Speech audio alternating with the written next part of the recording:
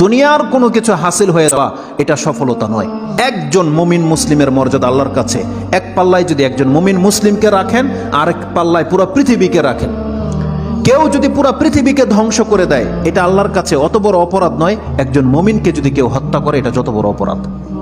তাহলে একটা মানুষ তাওহীদের উপরে যারা আছে তাদের মান মর্যাদা এত, আল্লাহ বলছেন অতএব তারা যেন দুনিয়ার জন্য নয়, বরং তারা ওই পরকালে জাহান্নাম থেকে মুক্ত হয়ে যাওয়ার সেই রাস্তা যেন তারা অবলম্বন করে। কারণ সেই দিন যাকে জাহান্নাম থেকে শুধু বাঁচানো নয়, দূরে রাখা হবে।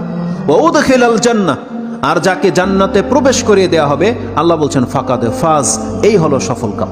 কারণ জান্নাত এমন একটা জায়গা, এটা হচ্ছে চিরসুখের জায়গা।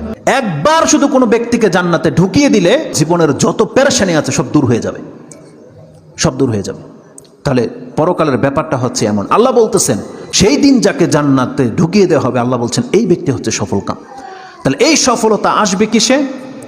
একমাত্র আপনার ঈমান, তাওহীদ। আপনি আল্লাহকে মেনে নিয়েছেন, আল্লাহর বান্দা, আপনি আল্লাহর সাথে শিরিক করেন না, এমন প্রত্যেকটা ব্যক্তি সেই জান্নাত সে পাবেই পাবে। এটা আল্লাহ ওয়াদা করেছে।